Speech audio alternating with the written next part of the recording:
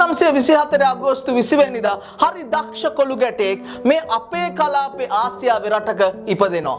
මේ කොල්ලා පොඩි කාලේ ඉඳන්ම හරිම කැමති අලුත් එක්ස්පෙරිමන්ට් කරන්න. පොඩි කාලේ පැරෂුට් එකක් දැකලා අන්න ඒක එක්ස්පෙරිමන්ට් කරන්න ගෙදර තිබ්බ කුඩ ටිකක් අරන් දෙවෙනි තට්ටුවෙන් පල්ලෙහාට පැනලා තාත්තගෙන් හොඳටම ගුටි කනවා. හැබැයි කොච්චර ගුටි කෑවත් අලුත් දේවල් හදන්න තියෙන ආසාව මේ කොල්ලගෙන් යන්නේ නැහැ. ඊට පස්සේ එයා දකිනවා එයාගේ රටේ මිනිස්සු ගොඩාක් දුක් විඳිනවා ගොවිතැන් කරන්න. මෙයාට හිතෙනවා මේකට මම මොකක් හරි කරන්න ඕන කියලා. මේකට මෙයා එක්ස්පෙරිමන්ට් කරලා හොයා ගන්නවා රෝද දෙකේ අත්‍රැක්ටරයක් 1955 දී. එයා යනවා බලධාරීන් ගාවට එයාගේ රටේ.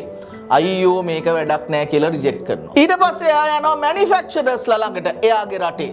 ඒගොල්ලොත් කියනවා අයියෝ මේකට මාකට් එකක් නෑ. මේකට නම් ඩිමාන්ඩ් එකක් නෑ කියලා. මේ කොල්ලා වැඩේ අතාරින්නේ නෑ. එයාගේ රෝද දෙකේ අත්‍රැක්ටරේ වීඩියෝ එකක් අරගෙන එයා ආපහු යනවා UK වලට. නොටින්හම් වල තිබ්බ ෆැක්ටරි එකට ගිහිල්ලා එයා මේ වීඩියෝ එක පෙන්නනවා. ඒගොල්ලෝ කියනවා මේක ශාමරු ලෝකෙටම අපි හදමු කියලා. මේ අත්‍රැක්ටරේ හදලා මුළු ලෝකෙටම මේ කොල්ලා බෙදනවා. ඒෂියා වලට, ලැටින් ඇමරිකා වලට, ඇෆ්‍රිකා වලට, විශේෂයෙන්ම ජපානයේ තමයි මෙයාගේ ලොකුම මාකට් එක වෙන්නේ. ඒ විතරක් නෙමෙයි එයාව රිජෙක්ට් කරපු එයාගේම රට අර නොටින්හම් වල ෆැක්ටරි එක එයා හදන අත්‍රැක්ටරේ 11000ක් යුනිට්ස් ඉම්පෝට් කරනවා 1975 වෙනකොට.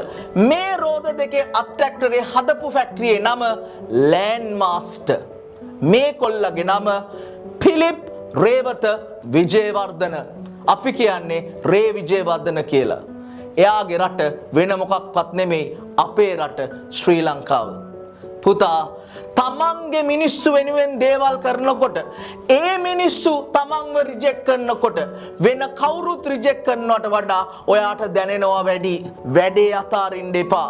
තමන්ගේ මිනිස්සු රිජෙක්ට් කළත් කවදා හරි දවසක හිතාගන්න මම ලෝකයේ අප්පුඩි ගහන්න පුළුවන් පුතෙක් වෙනවා කියලා. එදාට තමයි පුතා ඔයා දිනන්නේ.